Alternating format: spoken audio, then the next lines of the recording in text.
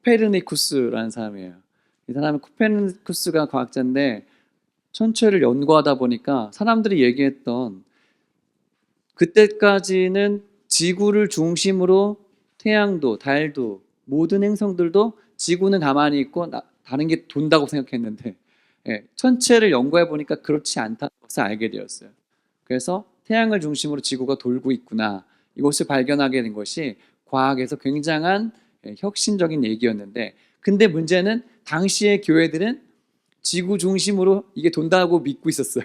그래가지고 교회들이 반대하고 저게 진리인데 다른 거를 진리라고 말했기 때문에 충돌이 있었던 시대가 있었답니다. 그래서 이 과학자가 나옴으로 인해서 세상이 많이 바뀌게 되었죠. 그 다음에 또 하나 보여드리면, 이건 산업혁명 때 방직기 기술이 발전되면서 산업혁명을 통해서 세상이 한번 완전히 뒤집어져요. 그전에는 농사를 짓고 그냥 그 노예와 주인이 있고 이런 시대였는데, 갑자기 방직기가 나오고 기계가 만들어지고 하니까 어떤 일이 발생하냐면 도시가 확장됩니다. 도시가 사람들이 몰리기 시작하고, 이렇게 어떻게 보면은 노동자들이 막 그 계급이 생기기 시작하고 돈을 어마어마하게 버는 사람들이 생기기 시작하고요. 또 물류가 이전의 시대와는 상대가 안 될 정도로 많아져요. 뭐가 많이 발생하고 그렇습니다. 그러니까 그걸 움직여야 되는 운송수단도 발전해서 막 그 철도 뭐 이런 게 발전하죠. 그래서 산업혁명 이후에 시대가 완전히 다 바뀌어버립니다. 또 하나 눌러줄까요? 이거는 스마트폰이 나오고 나서 이제 10 몇 년밖에 안 지났거든요. 스마트폰이 나오면서 사람들이 되게 똑똑해졌어요. 아니, 실제로 똑똑해졌어요. 제가 볼 때는 굉장히 사고가 빨라졌고요. 할 수 있는 일도 굉장히 많아졌어요. 저는 처음에 우리가 카톡이나 이런 거 나왔을 때 우리 부모님 세대가 카톡을 못 보낼 거라고 생각했어요. 적응하지 못할 거라고 생각했거든요. 근데 오늘 여기 오신 우리 어르신들도 다 스마트폰 다 쓰시죠. 카톡도 다 보시죠. 그거 누르고 유튜브도 다 하시죠. 완전히 시대가 다 달라졌어요. 그래서 스마트폰 없는 시대는 이제 상상할 수가 없고, 저도요 뭐 스마트폰이 갑자기 없어지면은 할 수 있는 게 없어지더라고요. 진짜 이게 없으면요 은행 일도 못 하고 어디 내비게이션도 못 보고. 그러니까 이 사람이요, 이 스마트폰이 제 6번째 장기라고 할 정도로 꼭 필요한 시대가 이제 돼버렸어요. 혁명이죠, 혁명. 이제 앞으로 시대는 눌러줘요. 코로나가 있잖아요. 예, 코로나가 와가지고 세상이 완전 다 뒤집어졌어요. 학교를 안 가도 공부할 수 있게 되었고, 어디서나 줌으로 만날 수 있게 되었고, 코로나 이전은 이제 상상할 수 없을 정도로. 그러니까 이렇게 작은 우리 같은 교회도 온라인 유튜브 스트리밍 할 수 있는 시대가 된 거예요. 그래서 여러분, 다시 코로나가 오면 우리는 언제든지 온라인으로도 예배할 수 있고 언제든지 만날 수 있는 시대가 열리게 되고, 지구 반대편에 예배하는 데에서도 언제든지 그냥 실시간으로 들어와서 만날 수 있는 시대가 열려버렸네요. 또 하나, 이게 이제 AI를 보여주려고 한 건데, 이건 챗GPT인데, 챗GPT가 있잖아요. 우리가 옛날에 막 뭐를 알려면 구글링을 했잖아요. 뭐 뭘 찾아보고 정보를 이렇게 찾아봤잖아요. 근데 이 AI가 나오면서 어떻게 되냐면 이제 대화가 되고 물어볼 수가 있게 된 거예요. 그래서 여러분, 우리가 이제 막 어려운 질문하면 옆에 있는 사람들이 귀찮아하죠. 저도 우리 아이한테 많이 물어봐요, 평상시에. 이건 왜 그런 것 같아? 특히 이제 이마트는 왜 이마트야? 뭐 이런 거 있잖아요. 그건 되게 싫어해, 그런 거. 왜 이게 나한테 물어보면 이마트 내가 만든 것도 아닌데. 그리고 왜 쓸데없는 질문을 많이 하냐는데, 이제 챗 GPT는 어느 걸 물어봐도 다 친절하게 정말 다 대답해줘요. 그리고 실제로 이제 커피할락 같은 거 써보면 그냥 대답만 해주는 게 아니라 그 그림도 그려주고 음악도 만들어주고 PPT도 만들어주고. 그래서 세상이 완전히 이제 달라졌어요. 여러분, 이제는 이런 AI를 이용할 수 있는 사람과 아닌 사람하고 이제 달라지는 거예요. 그래서 이제 대단한 혁명이 일어나고 있다. 또 이제 눌러주면 이게 뭐냐면, 이게 뭐죠? 안 해? 어떻게 알았지? 양자 컴퓨팅 시대가 이제 시작된다는 거예요. 양자 컴퓨터 시대가 시작되면은 이전에 계산했던 컴퓨터로 쓰던 이런 계산의 어떤 그 능력이 이제는 완전 지금 시대가 완전 달라지는 시대가 되는 거죠. 그래서 이제는 이 시대가 열리면 세상은 또 한 번 뒤집어질 거다. 이렇게 이제 세상을 생각하고 있거든요. 네, 이런 얘기하니까 다들 눈이 반짝반짝 하시네요. 네, 세상을 치열하게 살고 있는 여러분들. 근데요, 역사적으로 앞으로도 우리 인류에서 가장 위대한 전환점, 그건 저는 예수 그리스도라고 생각해요. 할렐루야. 예수 그리스도께서 이 땅에 오셔서 정말 수많은 것이 바뀌었는데 오늘 그런 얘기를 좀 해보려고 합니다. 한번 질문을 던져보겠습니다. 같이 읽어주세요. 시작. 네. 예수 그리스도가 위대한 전환점이에요. 우리 너무나 쉽게 예수님 뭐 이렇게 부르고 언제나 예수님 언제로부터 볼 수 있지만 예수님은 위대한 전환점이 되시는 얘기를 오늘 말씀에서 이야기하고 있습니다. 왜 그런가? 첫 번째, 같이 읽으세요. 시작. 하나님의 의를 충족시키기 때문입니다. 네. 하나님의 의의 기준은 뭐죠? 말씀이에요. 율법이에요. 하나님의 의의 기준을 율법에 다 기록해놨어요. 그래서 그것을 다 지키면 의롭게 살 수 있습니다. 의로운 의인이라고 칭함을 받을 수 있어요. 문제는 우리 인간이 율법을 다 지킬 수 없다는 거예요. 네, 안타깝게도 오늘부터 난 죽을 때까지 지켜야지라고 결심하더라도 우리가 이전에 무의식적으로 지었던 죄들이 이미 쌓였기 때문에 우리는 죄인이라고 인정할 수밖에 없어요. 맞죠? 나는 죄인이 아닌 것 같다 하면 손 들어보세요. 솔직히 나는 솔직히 좀 이 정도면 괜찮은 것 같다. 아무도 없네요. 자, 우리 중에는 없는데 전 세계적으로도 나는 죄가 없습니다라고 말할 수 있는 사람은 단 한 명도 없답니다. 오늘 그것이 성경의 선언이에요. 그래서 19절 말씀 같이 읽어볼게요. 시작. 우리가 알거니와 무릇 율법이 말하는 바는 율법 아래에 있는 자들에게 말하는 것이니 이는 모든 입을 막고 온 세상으로 하나님의 심판 아래에 있게 하려 합니다. 네, 율법을 읽으면 우리는 꿀먹은 벙어리가 된다는 거예요. 할 말이 없게 돼. 모든 입을 막는다는 거예요. 할 말이 없어 하나님 앞에 저 죄인 맞아요. 그리고 심판 아래 우리가 있구나라고 배우게 되는 게 우리가 지금 로마서 말씀을 배우면서 지금까지 배워왔던 내용의 총체적인 얘기예요. 아, 우리 인간은 죄를 지을 수밖에 없구나. 그래서 율법의 기능이 뭐냐? 20절 보여주세요. 그러므로 율법의 행위로 그의 앞에 의롭다 하심을 육체가 없으니까 율법으로는 뭘 깨닫는데요? 죄를 깨닫게 된다는 거예요. 아, 죄가 이거구나. 그리고 나는 죄를 졌구나. 그게 율법의 기능이라는 거예요. 몽학성제처럼 우리에게 알려준다는 거죠. 이 죄라는 단어로 여러분 아시겠지만 하마르티아라는 말을 써요. 하마르티아라는 헬라어를 쓰는데 하마르티아는 뭐냐면 우리가 양궁 선수가 쫙 당겨서 화살을 딱 쏘면 네, 그게 딱 가서 탁해서 맞아야 되잖아요. 근데 관역을 빗나간 거를 하마르티아라고 해요. 하나님의 의도는 관역을 맞추는 것인데 네, 관역을 빗나간 화살. 여러분 물어볼게요. 빗나간 화살 다시 이거 방향 바꿀 수 있을까요? 우리가 쫙 쐈는데 갑자기 우리가 그걸 어떻게 해서 이렇게 쫙 돌아가지고 이렇게 해가지고 딱 꽂힐까요? 그러지 않아요. 빗나간 화살은요 그 방향으로 가게 돼 있어요. 막을 수 없어요. 우리가 그런 존재가 되었다는 거예요. 너무나 비참하게도 그게 팩트. 그래서 오늘 성경의 선언이 뭡니까? 23절 말씀 같이 읽어볼게요. 시작. 모든 사람이 죄를 범하였음에 하나님의 영광에 이르지 못하더니. 네, 결론이 났습니다. 인간은 모든 사람은 다 죄를 지어서 하나님의 영광에 이를 수 없는 존재가 되었답니다. 이게 성경의 선언인데요. 깨끗하게 살고요. 양심적으로 살고요. 정말로 되게 법 없이도 살 수 있게 살잖아요. 이걸 인정을 못해요. 근데 여러분 마음속에 이게 맞아라고 인정하신다면 그것이 은혜예요, 여러분. 그것이 맞는 것인데 모든 사람 중에 나도 있구나. 하나님의 영광이 될 수 없는 자격 비달이구나. 이걸 아셔야 돼요. 그래서 그거를 깨달은 사람들은요, 구약을 읽으면서 다 한 방향을 보게 돼 있어요. 구약은요, 계속 한 방향을 가리켜요. 한 사람을 가리킵니다. 율법과 선지자가요, 계속 한 방향, 한 사람을 가리켜요. 누구죠? 그게 바로 예수 그리스도라는 것입니다. 제가 스페인의 산티아고 그 순례길 여정을 가봤는데, 산티아고 다 걸은 건 아니에요. 산티아고 가면은 다 이렇게 써 있어요. 이렇게 가는 방향 속에 조개 껍질 모양 저거랑 노란색 화살표가 계속 있어요. 가는 내내 저것만 보고 가면 콤포스텔라 대성당으로 딱 도착하게 돼 있어요. 거기까지 가서 사람들이 이제 난 다 끝났다, 여행 끝났다 이렇게 하거든요. 여러분 인생에서 한번 이 산티아고 순례길 한번 걸어보는 것도 재밌겠죠.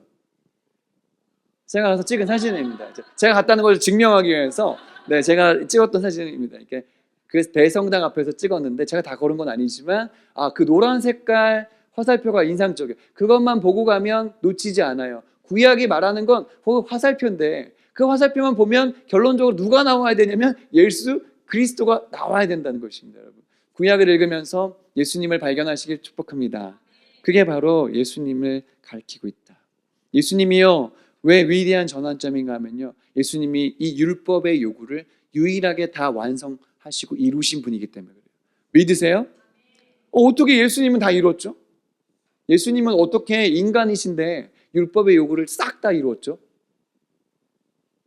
예수님은 성령으로 잉태하셔서 죄의 요전을 받지 않는, 원죄를 받지 않고 성령으로 나셨기 때문에 말씀을 이룰 수 있는 유일한 분이에요. 태어나면서 죽으실 때까지 율법을 완전하게 이루신 완벽한 삶을 사셨다. 그 누구도 할 수 없었던 일을 예수님이 하셨어요. 여러분 믿으세요? 그러면 예수님은 천국 가시겠네? 이런 게 아니라 예수님이 왜 유인이 되셨냐면 화목 제물이 되기 위해서. 따라합시다. 화목 제물. 25절 말씀입니다. 이 예수를 하나님이 그의 피로써 믿음으로 말미암는 화목 제물로 삼으셨대요. 예수님을 제물로 삼으셨어요. 이는 하나님께서 길이 참으시는 중에 전에 지은 죄를 간과하기 위해서, 우리 죄를 잊어버리고 덮어버리기 위해서 자기의 의로우심을 나타내려고 예수님을 화목 제물로 삼으셨대요. 너무 여러분 이것을 교회를 오래 다닌 사람들은 너무 당연한 거 아니야? 이렇게 생각할지 모르겠지만 예수님이 화목 제물이 되셔야 될 이유가 있을까요? 없죠. 여러분 예수님은 하나님의 아들이세요. 하나님이 아들을 이 땅에 우리를 위해서 주실 이유가 있습니까? 없어요. 그냥 다시 리셋하면 돼. 그냥 다시 시작하면 되지. 하나님은 회복하기 위해서 가치를 부여하셨는데 아들을 주셨어요. 아들을 죽여서 우리를 바꾸셨어요. 여러분 아무리 착한 사람이어도, 아무리 의로운 사람이어도 자기 아들을 주어서 딴 사람을 살리는 경우는 없습니다. 할 수 없어요. 그럴 생각은 할 수 없는 거가 맞아요. 예수님, 하나님의 독생자 그 예수님을 우리를 위해서 보내주신 것, 그것이 여러분 은혜인 줄 믿습니다. 지금 사순절 기간을 지나고 있거든요. 예수님 십자가에 부활절 다가오기 사순절 40일 전 이렇게 해가지고 지금 사순절 기간이에요. 우리가 거룩하게 예수님의 희생을 생각해야 되는 지금 시즌이거든요. 여러분 지금 이슬람교는 라마단 운동하잖아요. 그러니까 라마단 운동할 때 한 달 동안 금식하거든요. 해 떴을 때는 침도 안 삼키잖아요. 걔네들이요. 한 달 동안. 그게 영성 훈련이 걔네는 훈련인 거예요. 우리는요 예수님 돌아가신 것 때문에 나는 상관없는데 이게 아니라 예수님의 희생을 생각하면서 이 기간을 보내야 되는 거예요. 그래서 좀 더 경건하게 그 예수님 나를 위해서 돌아가신 것을 생각하면서요. 그 감격이 없으면, 그런 시도가 나에게 마음속에 없다면 나 예수님의 희생에 별로 깊이를 생각하지 않고 있는 거라고 생각해요. 여러분 예수님이 십자가에서 돌아가셔서 나와 여러분을 구원하신 걸 믿으시기 바랍니다. 물과 피를 흘리신 게 고맙고 감사해서 우리는 영원히 예배하는 거예요. 영원히 예배하는데 천국에 가서도 예배하는 거예요. 할렐루야. 영원히 그 예수님의 보혈 십자가의 은혜를 높이는 것입니다. 왜? 나를 살리신 유일한 방법이 그 방법이셨으니까요. 그래서 우리의 인생에 예수 그리스도가 위대한 전환점인 줄 믿으시기 바랍니다. 여러분, 그러니까 우리가 더 필요한가요? 예수님이 나를 구원하셔서 천국 가게 하셔서 죄를 사해 주신 거, 그거 말고 더 필요한가요? 우리가 예수님을 믿을 때 주님 왜 이거 안 주세요? 왜 이거 저 해주세요? 이런 소원을 들어주시는 것도 필요하지만 여러분 우리를 구원하신 그 예수님 그것만으로 충분한 거 아닙니까? 그 예수님이 나를 구원하신 게 제일 좋은 선물이지 않습니까? Anything else? 더 필요한 게 있어요? 없어요. 더 필요하지 않아요. 그것을 여러분 오늘 노래할 수 있게 되시기를 축복합니다. 두 번째, 왜 예수님이 위대한 전환점입니까? 믿음의 법을 주셨기 때문에 그렇습니다. 우리에게 먼저 주신 거는 율법이에요. 율법을 주셨잖아요. 근데 율법을 우리 이룰 수 없어요. 그런데 예수님이 우리에게 주신 것은 믿음의 법을 주셨기 때문에 그런 것입니다. 할렐루야. 오늘 말씀을 쭉 읽다 보면 우리는 그 앞쪽에 절망해요. 인간 어쩔 수 없구나. 나도 죄인인데. 진짜 우리는 죄 덩어리구나. 절망하게 돼요. 근데요, 희망으로 바꾸는 단어가 오늘 말씀에 21절 말씀에 나와요. 21절 처음에 나와요. 노란색 글씨만 읽어볼게요. 시작. 이제는 but now. 그러니까 이제 이제는 한글로 써 있으니까 좀 감이 잘 안 오는데 영어로 보면은 더 감이 잘 와서 영어 써놨어요. but이 들어가요. 그러나예요. 그러나. 이전에는 우리가 죄 때문에 죽을 수밖에 없었지만, 그렇지만 이제는 여기가 굉장한 전환점을 이루는 말이라는 것이죠. 마틴 로이드 존스 목사님은 이 구절은 이 단어보다 더 복되고 놀라운 소식은 없다 그랬어요. 이전에는 우리가 죽을 수밖에 없는 상황이었는데 이제는 따라합시다. 이제는 그러나 이제는 네. 어릴 적에 애니메이션을 보면은 그때는 되게 만화 영화가 되게 단순했거든요. 그래서 거의 그 주인공은 되게 다양했는데 스토리가 다 비슷해. 그래가지고 거의 이런 식이에요. 악당이 갑자기 나타나요. 그래가지고 세상 사람들 막 죽이고 막 힘들게 해. 막 으아 막 소리 지르고 막, 아 내가 이겼다 막 거의 이런 식이에요. 그런데 갑자기 주인공이 나타나요. 그러면은 상황이 역전되면서 예, 그 적들을 물리쳐요. 그러면 적들이 왜 이럴 수가 이러면서 막 도망가고 거의 그런 식이에요. 그래서 우리가 봤던 프레시맨 뭐, 철인 28호 로버트 태권브이 마징가 제트 독수리 오영재 다 이런 것들이 뭐예요? 예, 걔네들이 나타나면 절망이 사라지고 소망이 시작되더라. 이런 스토리 거의 다 그래요. 그러나 이제는 예수님이 나타난 이제는 달라질 것이다. 오늘 성경이 우리에게 선언하고 있는 것이죠. 이 은혜를 발견한 사람들이 그리스도인이에요. 내가 그리스도와 함께 십자가에 못 박혔네. 그런즉 이제 내가 산 것이 아니요 오직 내 안에 그리스도께서 사신 것이다. 이제 내가 육체 가운데 사는 것은 나를 사랑하사 나를 위하여 자기 아들을 버리신 하나님의 아들을 믿는 믿음 안에서 사는 것이죠. 이제 내가 산 것이 아니고 내 안에 누가 사신다고요? 예수 그리스도가 사신다고요. 여러분 믿음의 법으로 우리가 새로워진 인생을 살게 된 줄로 믿습니다. 여러분 이게 해결이 안 되는데 그리스도인이 어떻게 됩니까? 이게 해결이 안 되는데 어떻게 예배를 드립니까? 예배가 어떻게 즐거울 수가 있습니까? 아니에요. 여러분 이 은혜가 여러분 우리의 것이 됐으면 좋겠어요. 예. 사진 하나 보여주면요, 이 사람이 정유나라는 여러분이 한 보신 적이 있을 거예요. 아마 그 유튜브에 이 사람의 간증이 있고 이 사람이 운영한 유튜브 채널도 있어요. 탈북한 여성인데요. 그 조금 얘기를 해주면 아버지가 아주 북한에서 높은 그 계급의 그 총애를 받는 나라의 굉장히 중요한 군인이었대요. 그래가지고 자기는 어렸을 때부터 되게 잘 먹고 잘 살았던 거예요. 북한에 살았지만 자기는 어려운지 모르고 아주 공주님처럼 살았다는 거예요. 그러니까 이제 좋은 학교도 가고 그래가지고 대학에 딱 갔는데 친구 중에 한 명이 오더니 너 한국 드라마 볼래? 그러더라는 거예요. 그래서 화가 났대 자기는. 아니 내가 이렇게 북한에 충성하는 집에 딸로 태어나가지고 이 불순한 한국 드라마를 보다니 그러면서 이제 신고해야겠다 이렇게 생각했는데 이제 딱 마음속에 생각해 보니까 야 내가 신고하면 그 이제 끌려갈 줄 알면서도 왜 나한테 보자고 있을까? 나를 되게 좋아하나 보다. 그래가지고 그럼 나를 좋아하니까 자기 왕따였대. 너무 예쁘기도 하고 말도 너무 예쁘게 잘해서 되게 그 애들이 되게 자기를 싫어했는데 얘가 나한테 이렇게 딱 하니까 마음 문이 열려가지고 그래? 그러면은 그 친구들 더도 말고 덜도 말고 딱 한 편만 보면 돼 그러더래요. 한 편만. 그런데 딱 한 편을 딱 봤는데 거기 송승헌인가 나왔대. 송승헌이라는 배우가 나왔는데 안 볼 수가 없더래. 너무 멋있어가지고. 그래가지고 한 편으로 시작했는데 한국 드라마를 그때부터 6개월 동안 봤다는 거예요. 그러면서 자기가 그전에 생각했던 이 생각에 북한이라는 나라가 되게 좋은 줄 알았는데 한국 드라마를 보니까 한국 사람들은 완전 우리랑 다르게 살고 있구나 알게 된 거예요. 그리고 아주 충격을 받았던 탈북을 딱 결심하게 됐던 그 장면이 뭐냐면 송승헌이 아니라 이번에는 딴 사람인데 이름이 생각 안 나. 그 주인공이 여자 주인공한테 사랑을 고백했는데 그 여자 주인공이 안 받아줬다는 거예요. 그래서 남자 주인공이 화가 나가지고 그냥 되게 슬프니까 가방을 딱 챙겨서 수첩 하나 딱 들고 비행기 티켓을 딱 끊어가지고 미국으로 딱 가는 장면을 본 거예요. 그러니까 너무 충격을 받은 거예요. 얘는 지금 나라의 일을 하는 것도 아니고 뭔가 지금 나라의 허락을 받은 것도 아닌데 이 대한민국이란 나라는 언제든지 이렇게 비행기 티켓을 끊고 미국에 갈 수 있어? 이게 충격을 받은 거예요. 자기는 되게 부족함 없이 살았지만 북한에서 대한민국은 진짜 자유의 국가구나.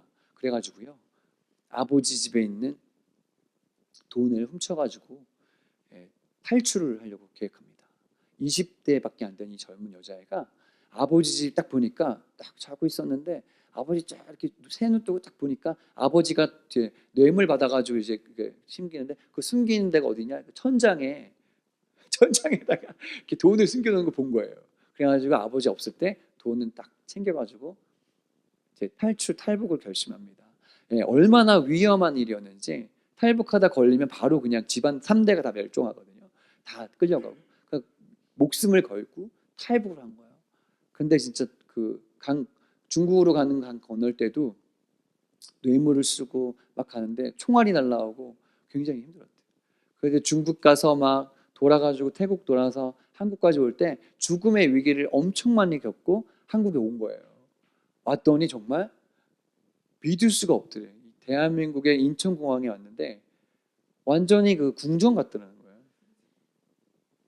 그 밑에 걸을 수가 없을 정도 너무 반짝반짝 해가지고 이거 미끄러지는 거 아니야? 이럴 정도로 그 생각이 들더라는 거예요. 그 정도로 자유를 향해서 왔거든요.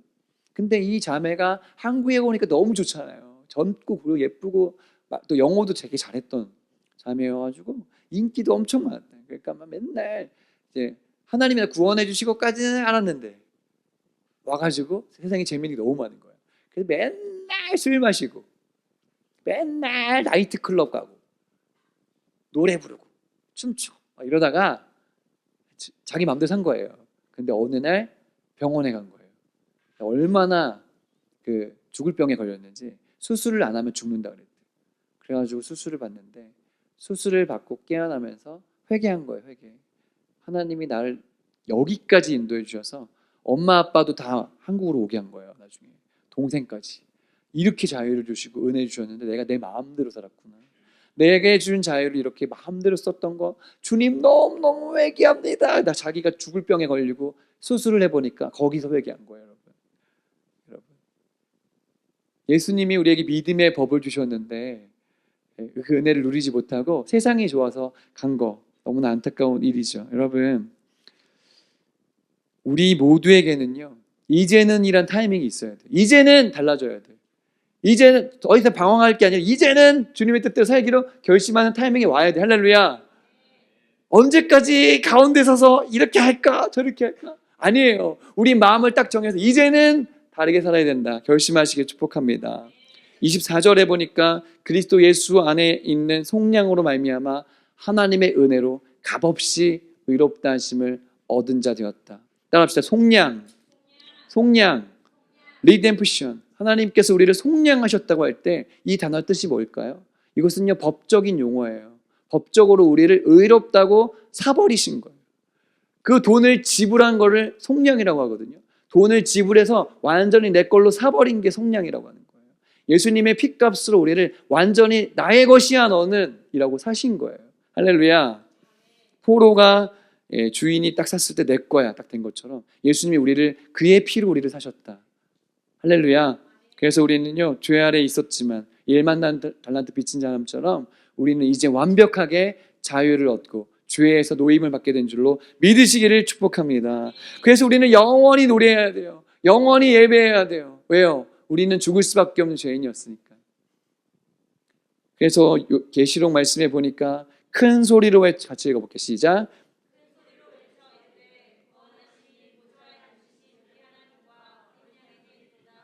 네, 여러분 이 은혜를 아는 사람은 큰 소리로 외치는 거예요. 큰 소리로 예배하는 겁니다. 제가 보니까 우리 교회에 뭐 다른 사람 볼 것도 없어요. 내가 정말 예배할 때 정말 정성을 다하고 있냐. 네. 내가 이 찬양 고백할 때 저 가사가 나의 고백이냐. 내 고백이냐. 난 오늘 최선을 다해 오늘 예배할 마음이 있느냐. 이게 여러분 이게 중요한 거예요. 이 마음이 없는데 예배하는 건 형식적인 거예요. 만입이 내게 있어도 그 입 대가지고 주님을 찬양하는 그런 삶을 예배하는 그런 삶을 여러분 우리 주님이 우리에게 요구하시는 거예요. 그 아들을 죽여서. 그래서 하나님께서 우리를 은혜롭다 의롭다고 칭의해 주셔요. 따라합시다. 칭의란 말 들어보셨어요? 의롭다고 해주시는 걸 칭의라고 그래요. 동이 서에서 먼 것처럼 우리 죄를 완전히 보내버려요. 우리가 마음속에 주홍빛같이 죄가 있더라도 흰 눈처럼 깨끗하게 해주신대요. 바다 저 깊은 곳에 던져버리신대, 우리 죄를요. 할렐루야. 우리 죄가 없는 것처럼 우리가 생각해 주신대요. 제가 몇 번 얘기했는데 교통법규 어기면 집에 날라와요, 고지서가. 당신 어디서 속도 위반했기 때문에 몇 킬로 위반해서 얼마라고, 빨리 내면 깎아주겠다, 그렇게 옵니다. 그리고 또 주차 잘못하면 엄청 와요. 그래서 제가 한 몇 해 전에 제가 여태까지 날라왔던 고지서를 한 번에 정리한 적이 있었어요. 그래가지고 좀 많이 냈거든요. 그래서 이제 끝났다, 이제 이제 귀찮, 계속 와 집에. 그게 안 내면 돈이 내로 계속 옵니다. 그게. 그리고 또 얼마 플러스 됐다 막 이러면서. 네, 가끔 그럴 때 있잖아요, 우리가. 우리가 꼭 어기려고 그래서가 아니라, 왜 하다 보면 그럴 때 있잖아요. 근데 제가 몇 번 얘기했지만 그 황당한 게 뭐냐면, 돈을 다 지불한 다음에 제가 다시 고지서 냈던 그 내역으로 컴퓨터 들어가 보면요, 이 사람이 언제 잘못했고 이게 했는지 다 이력이 남아 있더라는 거예요. 돈을 다 내도요, 없어지지가 않아요. 우리의 성적표 없어지지가 않아요. 다 남아 있어요. 근데 우리 주님은 우리의 죄를 기억하지 않으신대요. 없는 것처럼 생각해요. 하나님은요, 전지전능하시니까 기억의 용량이 한계가 없잖아요. 다 기억하시거든요. 근데 우리 죄가 없는 것처럼 우리를 용서해 주신다. 그것이 은혜인 줄 믿으시기 바랍니다. 우리가요, 예수 그리스도의 옷을 입혀주시자마자 하나님의 자녀의 권세까지 가는 거예요. 그 옷을 입자마자. 마크 트웨인의 왕자와 거지에 읽어보면은 두 명이 비슷하게 생겼어. 왕자도 비슷하게 생기고 거지도 비슷해. 거지가 왕자가 준 그 옷을 입으니까 모든 사람들이 걔가 왕자인 줄 알아요. 그리고 나중에 웃긴 게 있잖아요. 그 거지였던 걔 있잖아요. 걔가 엄청 자기 왕자처럼 행동해요. 진짜 그 옷을 입혀주니까 왕처럼 행동하고요, 왕처럼 말하고요, 왕처럼 생각해요. 우리 여러분, 예수 그리스도의 옷을 입으셨다고 믿으시기를 축복합니다. 그게 칭의예요. 나를 의롭다고 칭해 주신 것. 그래서 이런 생각이 들어야 돼요. 나 예수님 믿는데, 나 예수님 뜻대로 못 사는데, 내 삶은 그렇게 깨끗하지가 않은데. 괜찮아요. 왜냐하면 우리 주님께서 이제 예수 그리스도의 옷을 이미 입혀주시고 나를 당신의 자녀로 삼아주신 게 중요하지, 내가 그렇게 사느냐 안 사느냐는 중요하지 않아요. 그래서 당당하게 어깨를 피시기 바랍니다. 할렐루야. 얼굴에 미소를 띠시기 바랍니다. 옆 사람 얼굴을 딱 보시면서 하나님 자녀의 얼굴로 한번 쳐다봐 주시기 바랍니다. 씩 웃어주시기 바랍니다. 그럼 여러분, 할렐루야. 우리 주님이 우리를 구원해 주신 것 때문에 우리는 영원히 요동하지 않습니다. 아무것도 두려워하지 마시기를 바랍니다. 그런데 이 은혜를 받은 건 다 내 공로가 아니에요. 내가 해서가 아니라요. 주님이 나에게 믿음을 주셨기 때문에, 그 선물 주셨기 때문에. 27절 말씀인데 같이 바울은 이렇게 얘기해요. 같이 읽어볼게요. 시작. 그런즉 자랑할 때가 어디냐, 있을 수가 없느니라. 무슨 법으로냐, 행위로냐, 아니라 오직 믿음의 법으로니라. 우리가 이 은혜를 받은 건 자랑할 일은 아니라는 거예요. 선물이니까. 우리가 가져야 될 마음은 뭐냐면, 내가 구원받고 하나님의 자녀가 되었는데 아직 내 옆에 그런 사람, 그렇지 않은 사람이 보일 때, 저 사람은 왜 저렇게 해요? 왜 못하지? 이렇게 하는 게 아니라, 하나님 저분도 구원해 주셔서 하나님의 자녀의 자격을 얻게 도와주시고 그 믿음을 허락해 주옵소서. 그렇게 겸손하게 기도해야 된다는 것이죠. 할렐루야. 네. 예수님이 왜 위대한 전환점입니까? 세 번째 같이 읽어주시기 바랍니다. 세 번째, 시작. 차별 없는 은혜를 주셨기 때문입니다. 하나님의 은혜는 차별이 없다는 거예요. 오늘 로마서의 말씀을 읽을 때 좀 그 배경을 아셔야 되는데, 당시의 로마 교회는 독특한 상황 속에 있었다는 거죠. 처음에 로마 교회는 유대인 그리스도인들이 중심 세력이었어요. 그러니까 유대인인데 그리스도인 된 사람이 교회의 주축을 이루고 말씀 전하고 그 교회를 이끄는 사람이 되었습니다. 그런데 성경에도 나오지만 클라우디우스 황제, 클라우디우스 황제라고도 하는데, 그 황제가 로마를 다스렸던 그 시대에, 그때 그 왕이 되자마자 유대인 그리스도인들과 유대인들과 싸움이 막 그 로마에서 일어나니까 화가 나가지고 이 왕이, 야, 유대인들 다 나가, 그런 거예요. 우리나라 로마에서 나가버려. 그래가지고 유대인 그리스도인들이 로마에서 다 나가 추방당하는 일이 있었어요. 그러니까 이 교회가, 로마 교회가 이방인들만 남게 되잖아요. 그러니까 말씀 전하는 사람, 중요한 역할 하는 사람 다 유대인이었는데 이방인들끼리 해본 거예요. 언제까지 될지 모르니까 일단 시작한 거예요. 찬양 인도는 당신이 하시고 말씀 인도는 당신이, 이렇게 막 갑자기 그렇게 된 거예요. 그래가지고 굉장히 혼란스러웠지만 로마에 있는 이방인들끼리 예배를 막 드려봅니다. 그런데 그 핍박이 언제까지 지속되냐면 딱 5년 동안 지속돼요. 그 왕이 5년 만에 죽거든요. 그래가지고 그 법이 끝나요. 그 왕이 만든 법이 왕이 죽으면 끝나요. 그래가지고 유대인들이 다시 돌아온 거예요. 그랬더니 혼란해진 거예요. 유대인 그리스도인들이 내가 원래 리더십이었는데 여기 지금 이방인들도 되게 잘하거든. 그러니까 막 이렇게 갈등이 생기니까 이 로마서 말씀을 기록한 거예요. 로마에 있는 유대인들, 로마에 있는 이방인들 잘 들으세요. 당신 둘 다 죄인입니다.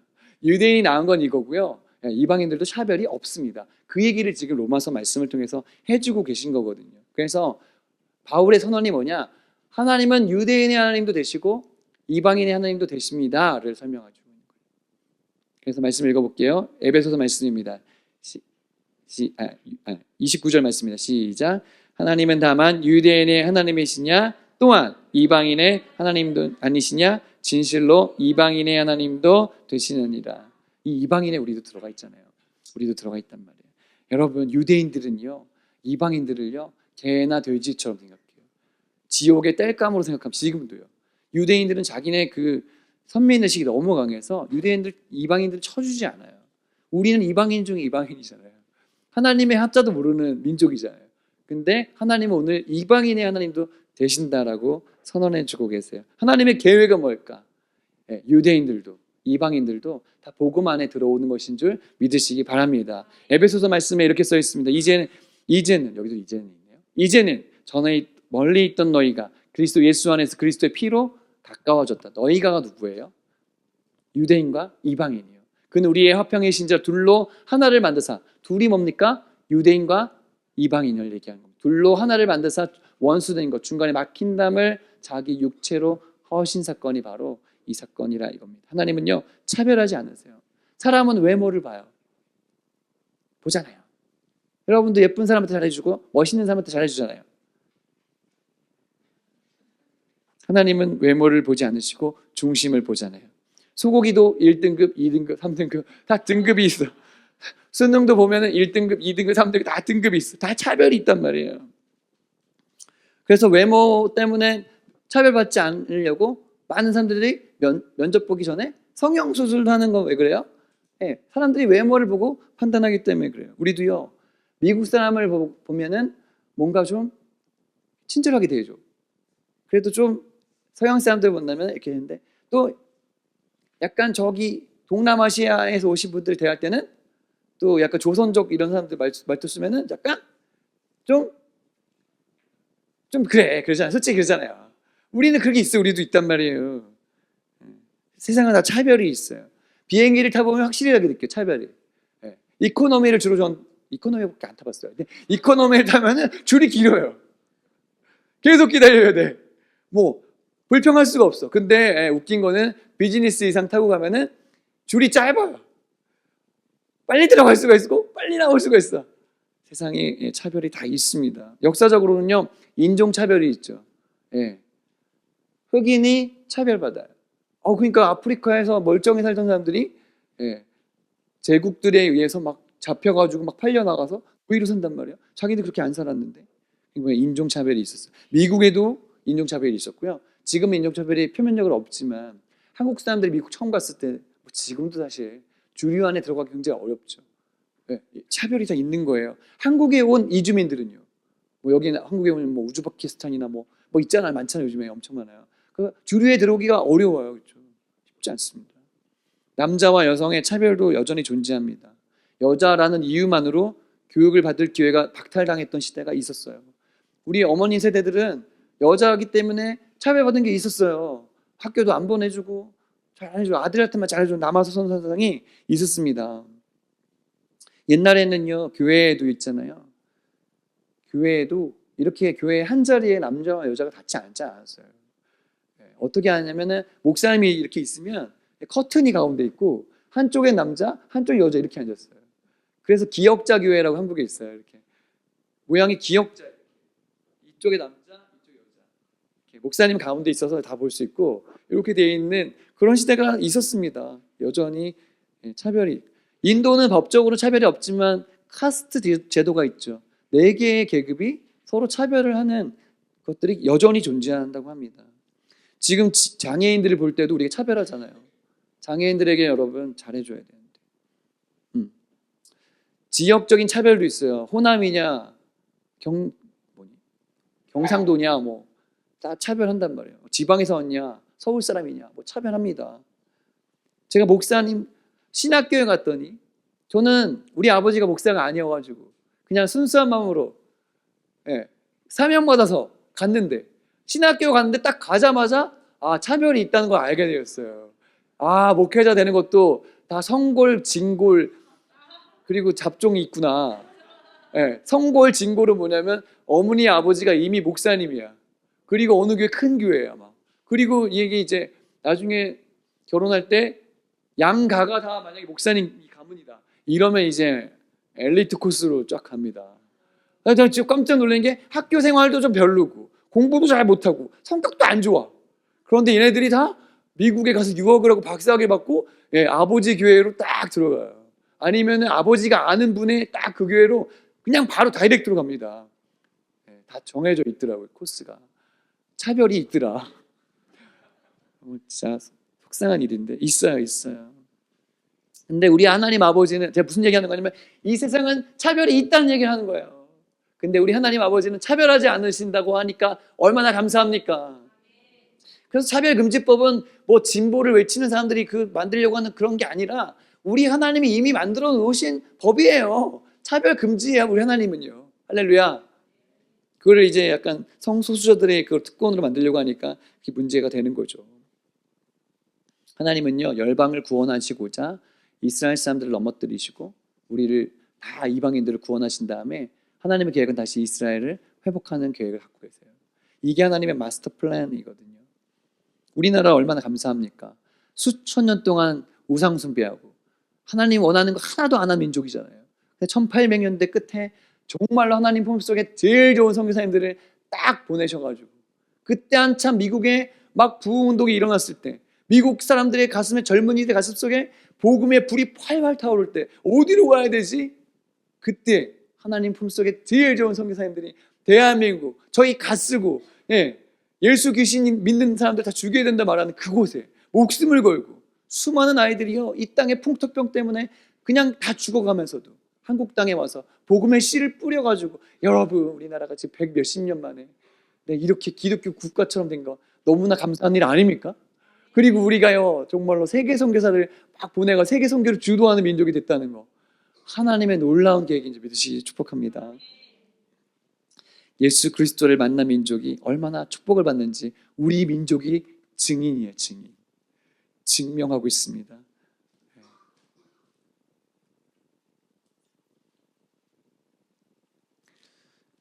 복음은 있잖아요. 어린아이에게 얘기해도 다 알아들을 수 있는 너무나 단순한 진리예요. 이것을 받아들인 사람은요 오늘 믿어도 예수님 때문에 구원받고 천국 가는 거예요. 그런데요 이거를 깨달을 수 있는 게 은혜라는 것이죠.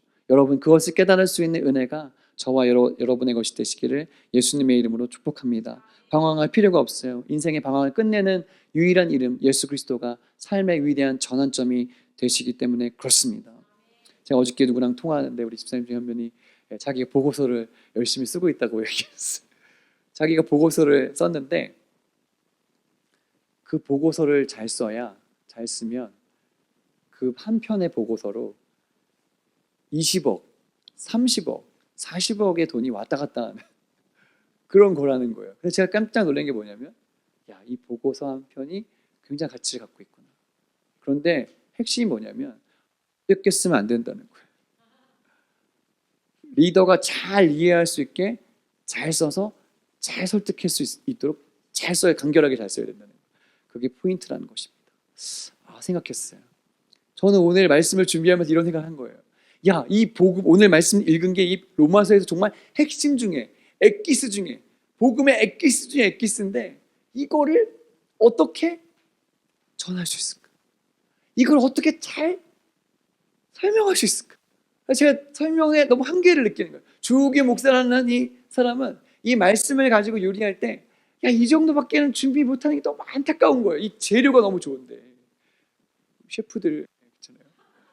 재료가 이렇게 좋은데, 이 하나님 말씀이 이렇게 진리를 담고 있는데, 이 말씀이 어떻게 하면 성도들의 가슴에 와서 닿아서 오늘 나도 예수님 때문에 인생의 전환점을 만났어요 라고 말하게 할까, 그 생각이 들더라고요.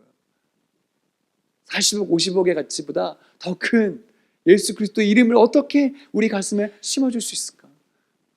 오늘 여러분 마음속에 이 위대한 전환점 되시는 예수 그리스도가 영원히 노래할 이름이 되시기를 예수님의 이름으로 축복합니다.